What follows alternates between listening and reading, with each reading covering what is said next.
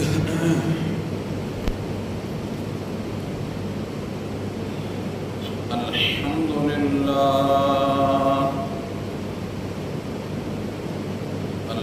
لله وكفى والصلاة والسلام على سيد الرسل وخاتم الأنبياء وعلى آله وصحبه وبارك وسلم، خصوصا على خلفائه الراشدين المهديين إلى يوم القيامة. أما بعد فأعوذ بالله من الشيطان الرجيم. بسم الله الرحمن الرحيم. ما أفاء الله على رسوله من أهل القرى فلله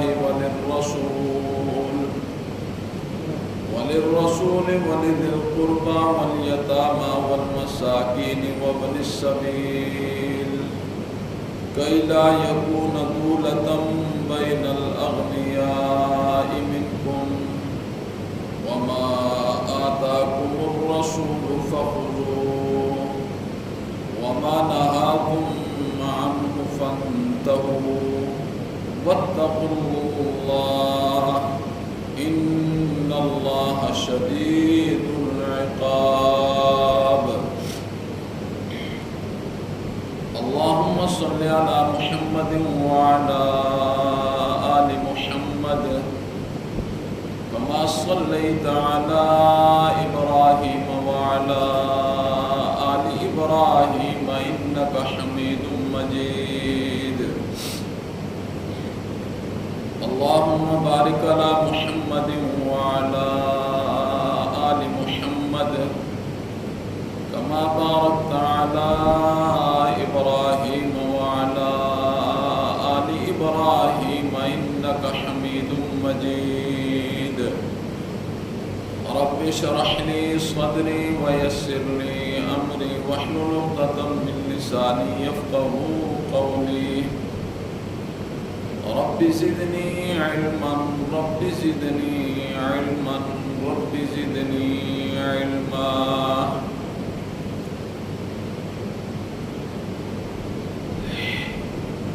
سورہ حشر کی ایک آیت تلاوت کی ہے. اللہ رب العزت کی بارگاہ میں دعا ہے کہ اللہ رب العزت اس آیت کی روشنی میں کما حقہ گفتگو کرنے کی توفیق نصیب فرمائے. وبعدہ ہم سب کو قرآن و سنت کے عین مطابق زندگی کو ڈھالنے کی توفیق نصیب فرمائے. اس آیت میں اللہ رب العزت نے قرآن مجید کے مخاطبین کو یہ ارشاد فرمایا، ما آتاکم الرسول، میرے نبی جو بھی تمہیں دیں، جس چیز کا تمہیں حکم دیں، فخذوہ، اسے پکڑ لینا، اسے لے لینا. وما نہاکم عنہ، اور میرے نبی جس چیز سے تمہیں روک دیں، فانتہوا، اس سے رک جانا. واتقوا اللہ، اور اللہ سے ڈر جانا. ان اللہ شدید العقاب، اللہ بڑی سخت سزا دینے والا ہے.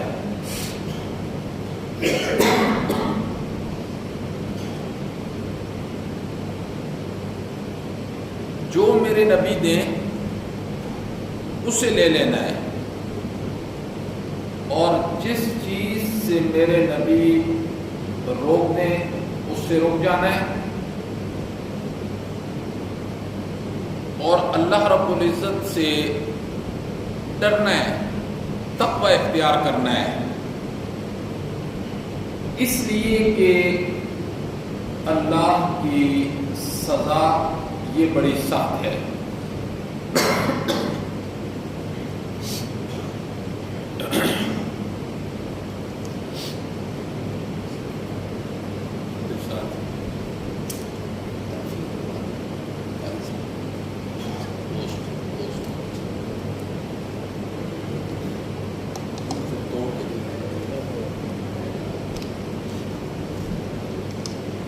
اللہ کی سزا بڑی سخت ہے۔ کیا پتہ چلا کہ امام الانبیاء کا امر اور نہیں، آپ کا کسی چیز کا حکم دینا اور کسی چیز سے روک دینا، اس کو امر اور نہیں کہتے ہیں۔ معلوم کیا ہوا کہ امام الانبیاء کا امر اور نہیں یہ دراصل اللہ کا امر اور نہیں ہے،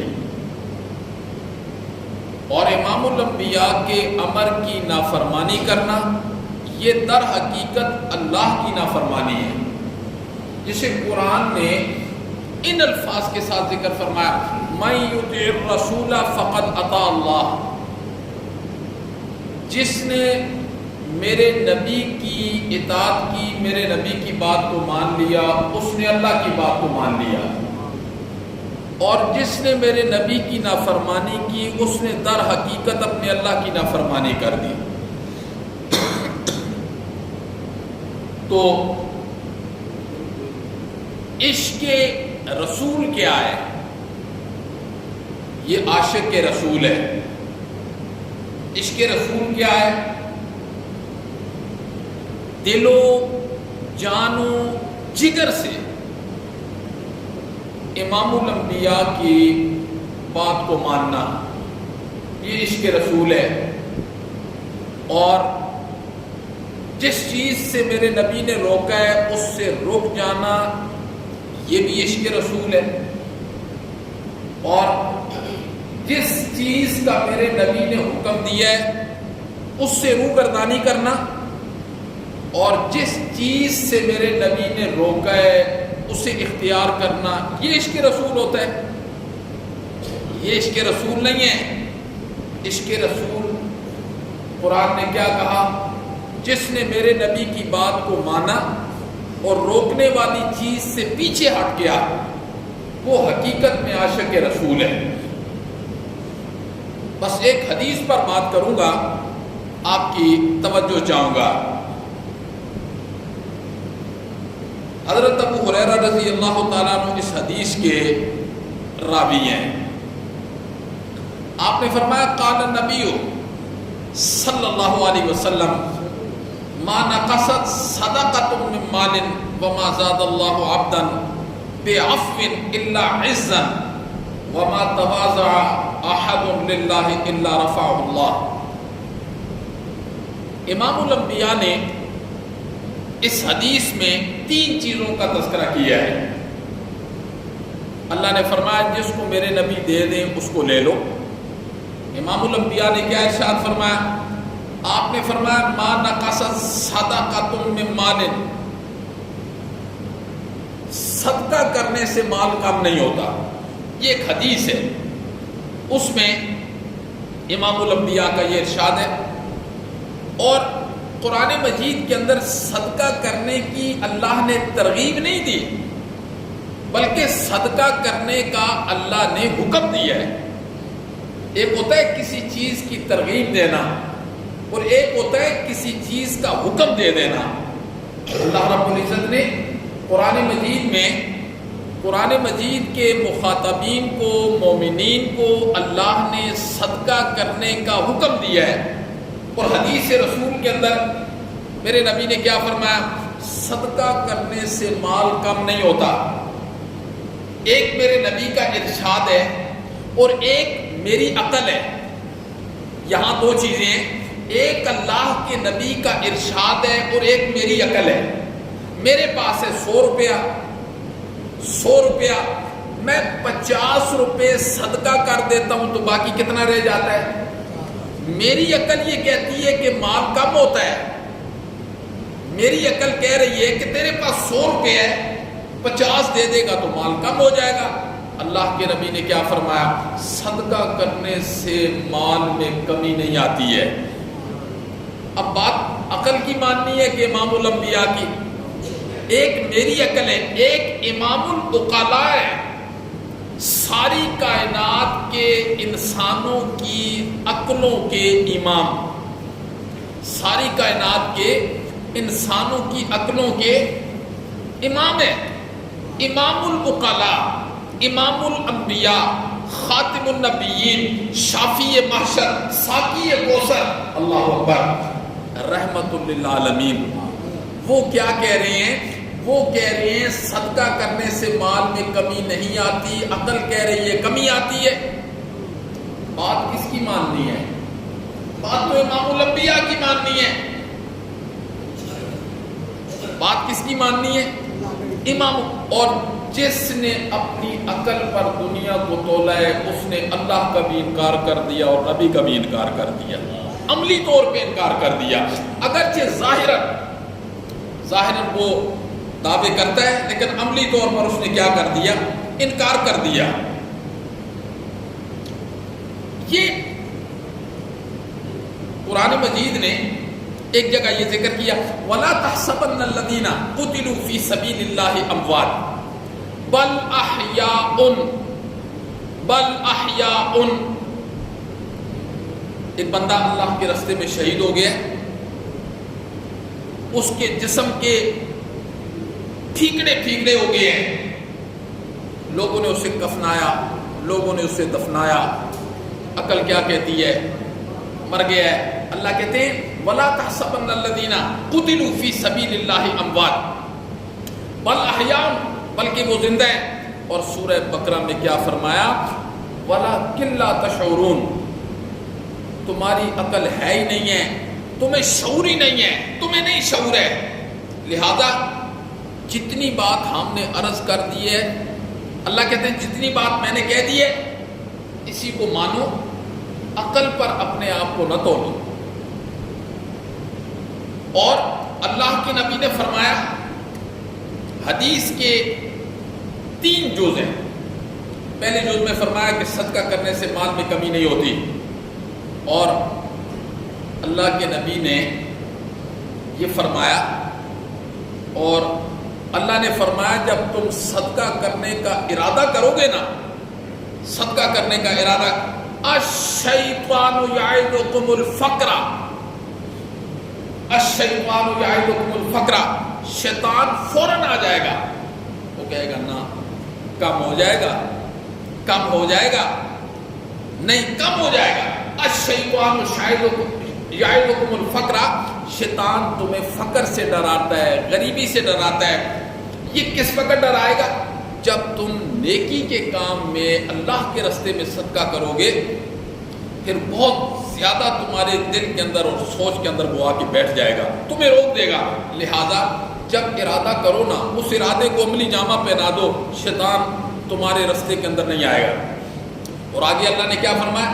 وَيَأْمُرُكُمْ بِالْفَحْشَاءِ، یہ ہمیشہ تمہیں برائی کے کاموں پر پیسہ لگانے کا حکم دیتا ہے۔ اور جتنے لوگ برائی کے کاموں پر پیسہ لگاتے ہیں وہ کتنی خوشی سے لگاتے ہیں، وہ کتنی خوشی سے لگاتے ہیں۔ وہ حدیث کا، اور حدیث کے اندر آتا ہے، امام الانبیاء نے ارشاد فرمایا روزانہ آسمان سے 2 فرشتے ندا لگاتے ہیں، پکارتے ہیں، اللہ کے سامنے دعا کرتے ہیں۔ ان میں ایک فرشتہ کہتا ہے اللہم آتی منفقا خلفا، اللہ جو تیرے راستے میں مال خرچ کرتا ہے نا، تو اس کے مال کو زیادہ کر دے۔ دوسرا فرشتہ آمین کہتا ہے۔ روزانہ قیامت کی صبح تک یہ 2 فرشتوں کی ڈیوٹی ہے، مولا جو تیرے راستے میں مال خرچ کرتا ہے تو اس کے مال کو زیادہ کر دے۔ دوسرا کہتا ہے اللہم آتی ممسکا تلفا، اللہ جو مال خرچ نہیں نہ کرتا تیرے راستے میں، اس کے مال کو برباد کر دے، اس کے مال کو برباد کر دے۔ تو امام الانبیاء نے کیا ارشاد فرمایا اس حدیث کے اندر؟ آپ نے فرمایا ما نقصت صدقۃ من مال، صدقہ کرنے سے مال کم نہیں ہوتا. وما زاد اللہ عبدا بعفو الا عزا. آپ نے فرمایا نمبر 2، دوسری چیز آپ نے فرمایا جو کسی بندے کو معاف کر دیتا ہے، اللہ نے فرمایا مجھے میری عزت و جلال کی قسم ہے میں اسے دنیا میں عزت ضرور دوں گا. جو میرے لیے کسی کو معاف کر دیتا ہے میں اسے عزت ضرور دوں گا. تو امام الانبیاء کا یہ ارشاد ہے. آپ نے فرمایا جو کسی کو معاف کر دیتا ہے اللہ اسے عزت ضرور دیتا ہے، اللہ اسے عزت ضرور دیتا ہے. لیکن جس ماحول اور معاشرے میں اور آپ زندگی بسر کر رہے ہیں، ہم زندگی گزار رہے ہوتے ہیں، ہم کہتے ہیں کہ جس نے ہمارے ساتھ زیادتی کی ہے ہم بدلہ نہیں نہ لیں گے. یہ ہماری عزت کا مسئلہ ہے، یہ ہماری عزت کا مسئلہ ہے. اگر ہم اس سے بدلہ نہیں لیں گے معاشرے کے اندر ذلیل ہو جائیں گے، لوگ ہمیں کن نگاہوں سے دیکھیں گے. اور یہ کن کی زبان مبارک سے یہ جملے نکل رہے ہیں؟ آپ نے فرمایا جو کسی کو معاف کر دے گا، یہ معاف کرنا یہ مردانگی صفت ہے، یہ معاف کرنا یہ مردانگی صفت ہے، اور بدلہ لینا زنانہ صفت ہے. مردانگی صفت کیا ہے اس کی دلیل میں پیش کر دیتا ہوں. جس ہستی کی زبان سے یہ جملے نکل رہے ہیں نا امام الانبیاء کی، اس دھرتی پر ان کے وجود میں جتنی قوت اللہ نے رکھی تھی نا، جتنی قوت کسی دوسرے انسان کے اندر وہ قوت نہیں رکھی ہے. ابو دجانہ عرب کا اتنا بڑا پہلوان تھا، اتنا بڑا پہلوان تھا کہ وہ چیلنج کرتا تھا لوگوں کو. چیلنج جس وقت جانور کو تازہ ذبح کیا جاتا ہے نا، اس کی کھال اتاری جاتی ہے، اس کی کھال میں کتنی لچک ہوتی ہے اس وقت. ابو دجانہ کہتا تھا میں اس کھال کے اوپر بیٹھ جاؤں، میں اس کھال کے اوپر بیٹھ جاؤں، جو بندہ مجھے میرے نیچے سے کھال نکال لے نا تازی میں اسے اتنا انعام دوں گا. عرب کے 1000 بندے اس کھال کو کھینچتے تھے، ابو دجانہ کے نیچے سے وہ کھال نہیں نکال سکتے تھے. 1000 بندہ عرب کا 1000 بندہ کھال کھینچتا تھا ابو دجانہ کے نیچے سے. آپ اس کی طاقت کا اندازہ لگا سکتے. یہ آیا اور میرے نبی سے کہنے لگا اگر آپ مجھے گرا دیں نا تو میں کلمہ پڑھ کے مسلمان ہو جاؤں گا. امام الانبیاء نے فرمایا ٹھیک ہے. آپ نے پہلے اسے ایسے گرایا نا جیسے بچے کو اٹھا کے نہیں نیچے رکھ دیتا کوئی. اس نے کہا نہیں یہ تو نہیں، دوبارہ ہوگا. آپ نے فرمایا ٹھیک ہے. دوبارہ آپ نے پھر ایسی، اس نے زور لگایا، قوت لگائی، آپ نے ایسے نیچے رکھ دیا جیسے کسی بچے کو رکھتے ہیں. تیسری مرتبہ رکھا نا، اس نے کہا اشہد ان لا الہ الا اللہ و اشہد. آپ کلمہ پڑھ کے مسلمان ہو گئے حضرت ابو دجانہ. تو یہ کس ہستی کی زبان سے یہ جملے نکل رہے ہیں؟ آپ نے فرمایا جس نے اللہ کے لیے کسی کو معاف کر دیا اللہ اسے دنیا میں عزتیں ضرور دے گا. عزتیں ضرور اللہ رب العزت اسے دے گا معاف کر. ایک واقعہ کتابوں میں لکھا ہے، 2 بھائی تھے. ایک کا نام تھا کعب ابن زہیر اور دوسرے کا نام تھا بجیر ابن زہیر. یہ دونوں کافر تھے.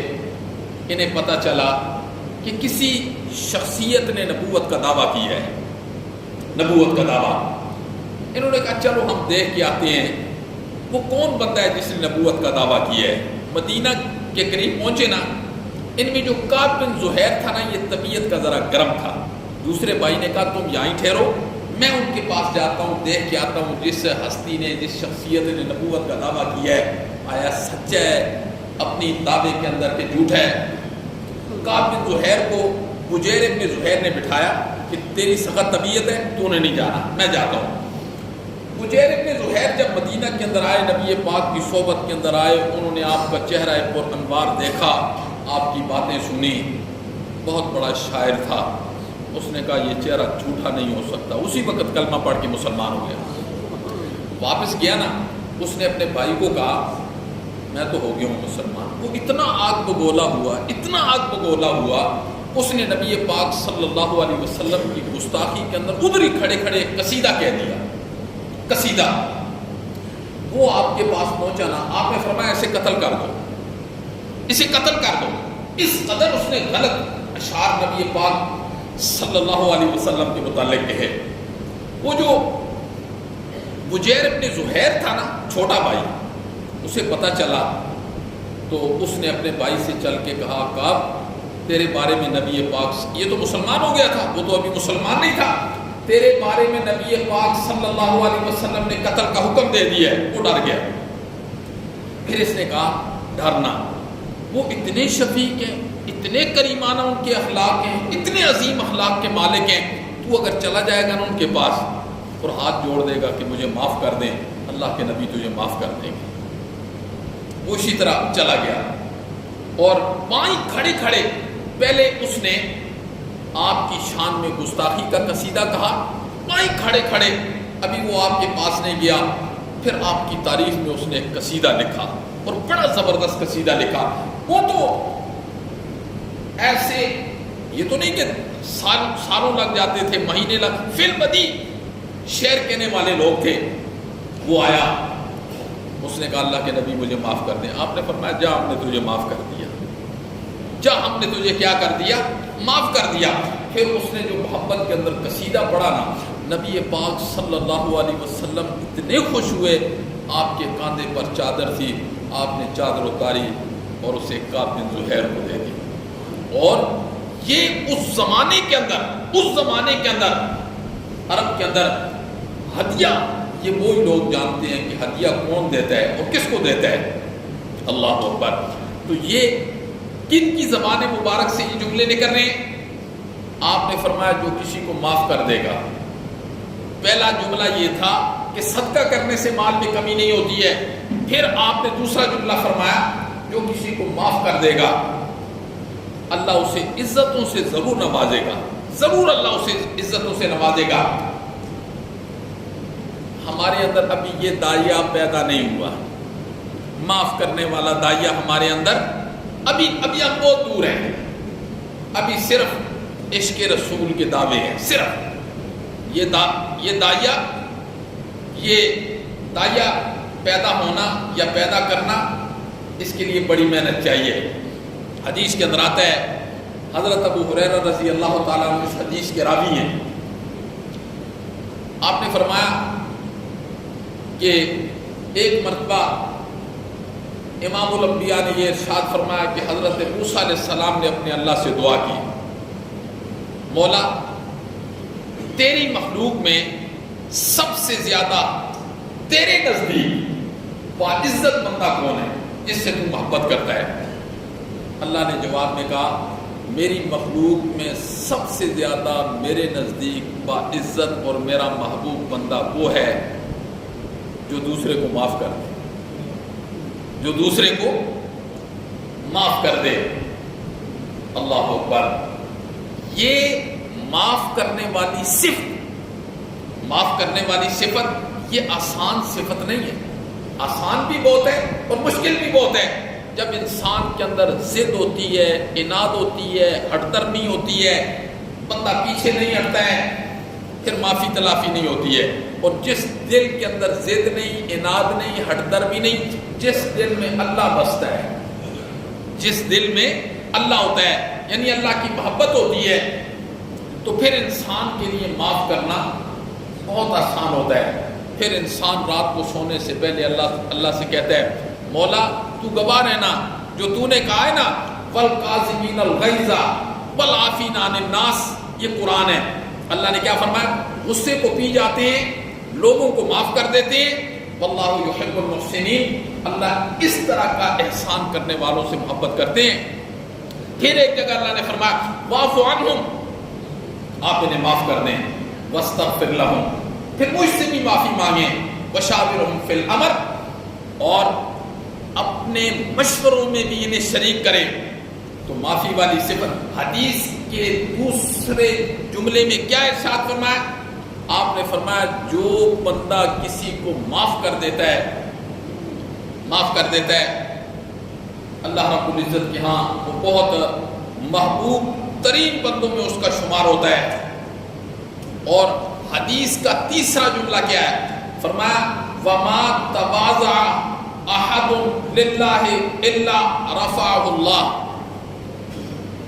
جو اللہ کے لیے عاجزی اختیار کرتا ہے نا، عاجزی، انکساری، تواضع، امام الانبیاء نے فرمایا اللہ دنیا میں اسے بلندیاں ضرور عطا فرمائے گا۔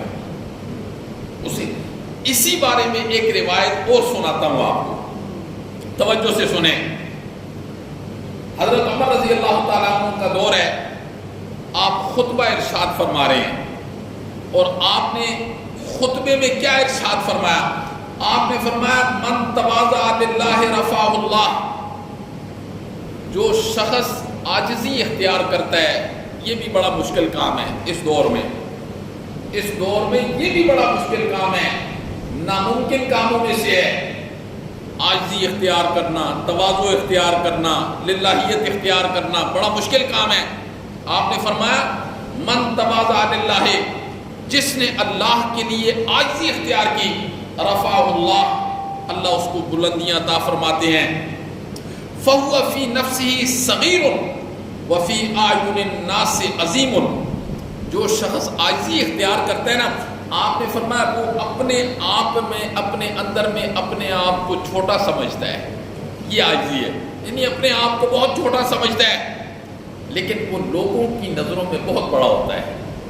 اپنی نظروں کے اندر وہ اپنے آپ کو بہت چھوٹا سمجھتا ہے، اور لوگوں کی نظروں کے اندر وہ کیا ہوتا ہے؟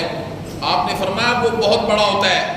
وَمَن تَكَبَّرَ، اور جو شخص تکبر اختیار کرتا ہے، وَضَعَهُ اللَّهُ، اللہ اسے ذلیل کر دیتا ہے۔ فَهُوَ فِي أَعْيُنِ النَّاسِ صَغِيرٌ، لوگوں کی نظروں میں وہ بہت چھوٹا ہوتا ہے، جی لوگوں کی نظروں کے اندر وہ بہت چھوٹا ہوتا ہے جو تکبر اختیار کرتا ہے۔ وَفِي نَفْسِهِ كَبِيرٌ، اور اپنی نظروں میں اپنے آپ کو وہ بہت بڑا سمجھتا ہے، وہ بہت بڑا سمجھتا ہے۔ پھر آپ نے ارشاد فرمایا حَتَّى لَهُوَ أَهْوَنُ عَلَيْهِمْ، یہاں تک کہ لوگوں کی نظروں میں وہ من کلب او خنزیر، کتے اور خنزیر سے بھی بدتر ہوتا ہے۔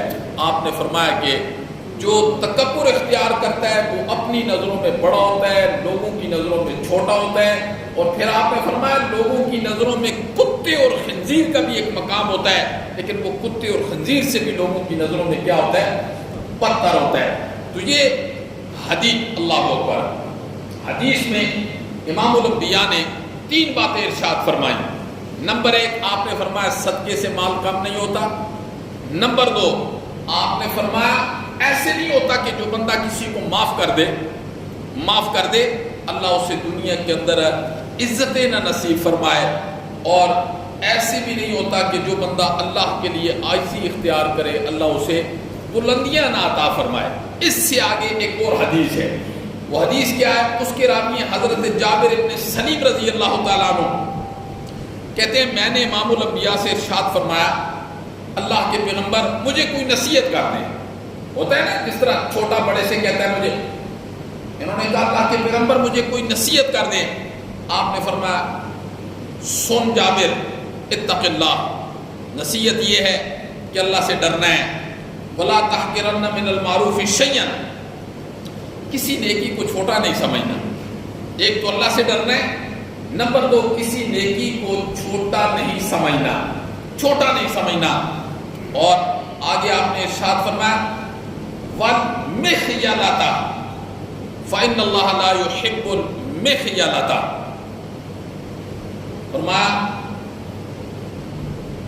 ارشاد فرمایا کہ اکڑنے سے بچ جانا، اکڑنے سے بچ جانا، اکڑنے والا بندہ اللہ کے ہاں پسندیدہ نہیں ہوتا، اللہ اس سے محبت نہیں کرتے۔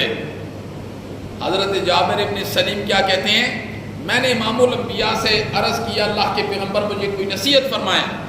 آپ نے فرمایا اتق اللہ، نمبر 1 اللہ سے ڈر جانا، نمبر 2 کسی نیکی کو چھوٹا نہ سمجھنا، نمبر 3 اکڑنے سے بچ جانا، اس لیے کہ اکڑنے والے بندے کو اللہ پسند نہیں کرتے ہیں، اکڑنے والے بندے کو اللہ پسند نہیں کرتے ہیں۔ آج تو ہماری کیا صورتحال ہے، بندے سے چھوٹی سی غلطی ہو جاتی ہے نا، چھوٹی سی، اور اگر سامنے بندہ طاقتور ہونا جو اس کی کرتا ہے، اور باقی مخلوق بجائے اس کے کہ ہم اسے روکیں وہ بھی ویڈیو بنانے لگ جاتے ہیں۔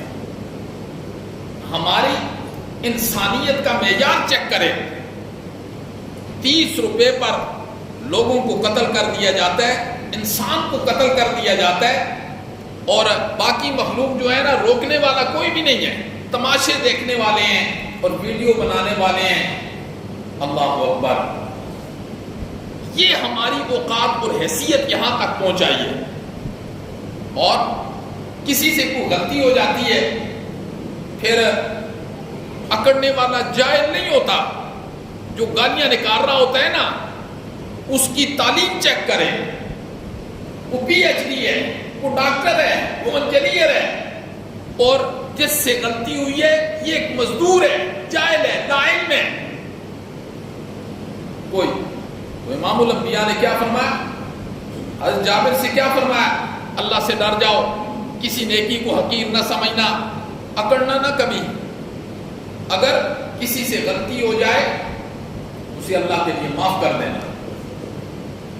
آج ہمارا یہ معاشرہ تباہی کے دہانے پہ کھڑا ہے، دین نام کی کوئی چیز نہیں ہے اس معاشرے کے اندر، جہالت عروج پر پہنچ چکی ہے، اور ہم اللہ سے اللہ کی رحمت کی امید کے طلبگار ہیں۔ ایسے نہیں ہوتا۔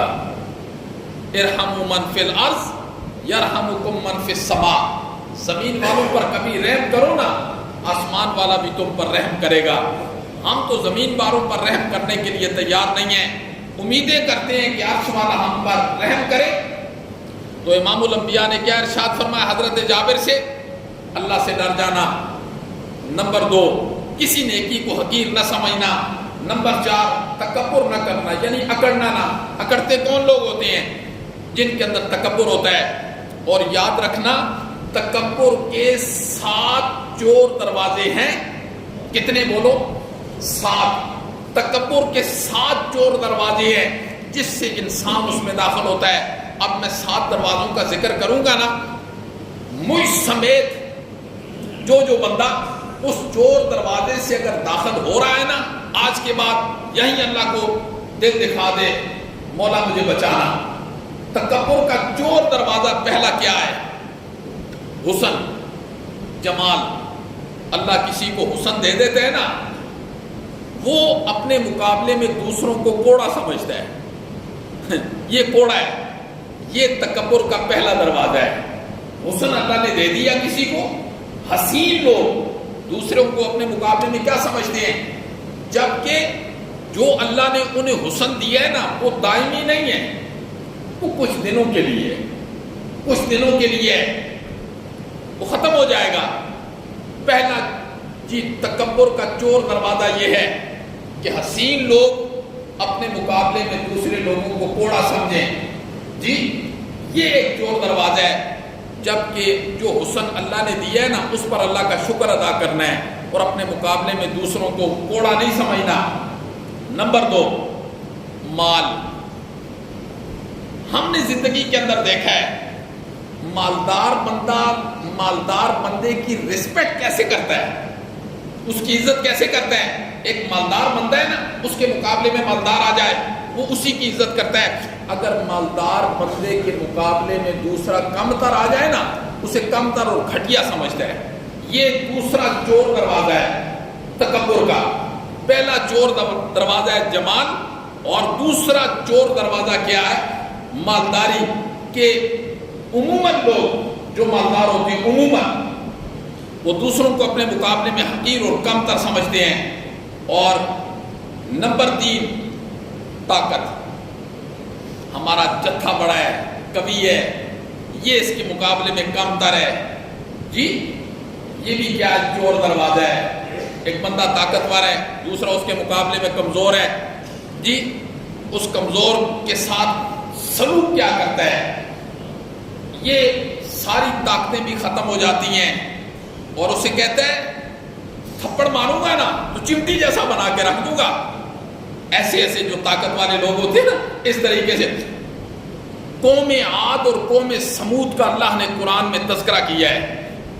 اللہ نے فرمایا لم یخلق مثلها فی البلاد، لوگوں سن لو میں نے نہ اس سے پہلے نہ قیامت کی صبح تک قوم عاد اور قوم سمود کی جیسی قومیں میں نے پیدا کی ہیں۔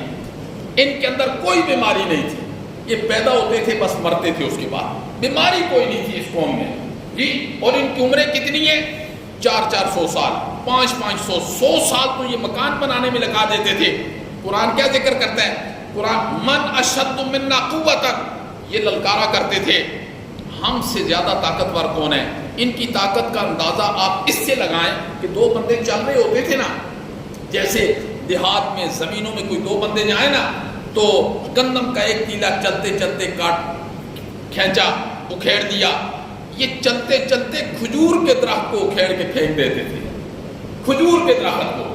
تو اللہ نے کہا دیکھا پھر ہم نے انہیں کیسے تباہ و برباد کیا۔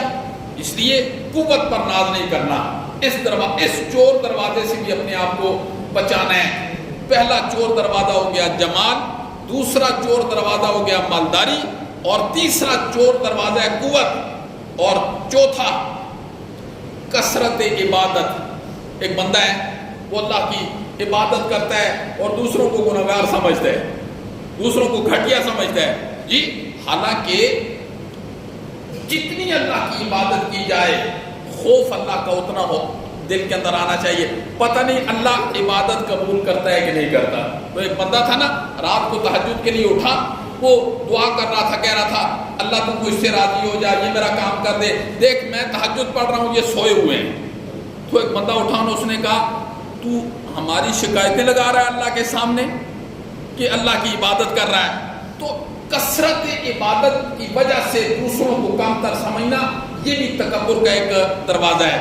اور نمبر 5 علم کی وجہ سے تو انسان کے اندر اللہ کا خوف آنا چاہیے۔ شیخ سعدی نے فرمایا نہاد شاخ پر میوہ بر سر زمین، جس ٹہنی پر پھل لگا ہوتا ہے نا وہ جھکی ہوئی ہوتی ہے، اور جس کے اوپر پھل نہیں ہوتا وہ اوپر ہوتی ہے۔ اس لیے اگر جس علم کی وجہ سے دل میں خوف نہیں آیا وہ شیطان ہے، اس لیے کہ شیطان کے پاس تو بہت علم تھا، وہ شیطان ہے۔ ایسا علم کہ جس علم کی وجہ سے اللہ کا خوف پیدا ہو گیا، تو یہ بھی ایک چور دروازہ ہے کہ کسی کے پاس علم آ جائے اور وہ دوسروں کو لا علم اور جاہل سمجھنے لگے۔ اور نمبر 5 نسب، یہ سب سے بڑا تکبر کا دروازہ ہے۔ میرا فلاں قوم سے تعلق ہے، میرا فلاں قوم سے تعلق ہے۔ یاد رکھنا اللہ امام الانبیاء نے حجۃ الوداع کے موقع پر کیا فرمایا یا ایھا الناس، اے ساری کائنات کے لوگوں، ان ربکم واحد، تمہارا رب ایک ہے، ان اباکم واحد، تمہارا بابا ایک ہے۔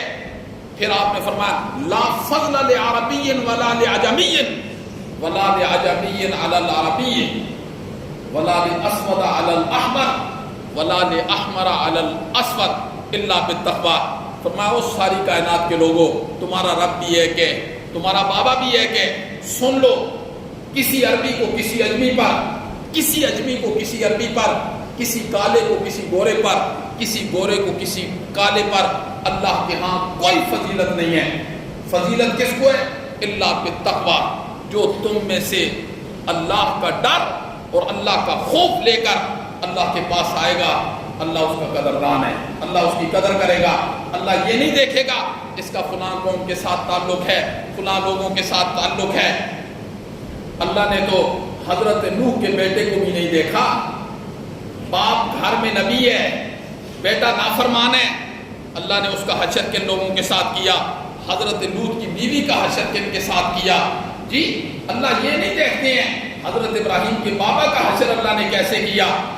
نسب جی یہ نہیں چلتا اللہ کے ہاں۔ اور آج ہمارے اس ماحول اور معاشرے میں بات ہی نسب پر ہوتی ہے، دوسرے کو کم تر اور گھٹیا سمجھا جاتا ہے۔ اور نمبر 7 ماننے والوں کی کثرت، فالوور بہت ہیں اس کے، فالوور بہت ہیں جی، اور اس کثرت کو دوسروں پر چسپاں کرتے ہوئے اپنے آپ کو دوسروں سے افضل اور اعلیٰ سمجھنا، یہ تکبر کے 7 چور دروازے ہیں۔ اگر میں ان سے گزرتا ہوں نا تو میں بھی متکبر ہوں، اگر کوئی اور بندہ گزرتا ہے تو وہ بھی متکبر ہے۔ لہذا اپنے آپ کو ان 7 چور دروازوں سے بھی بچانا ہے تاکہ ہم تکبر جیسے موذی مرض سے بچ جائیں۔ اللہ عمل کی توفیق نصیب فرمائے۔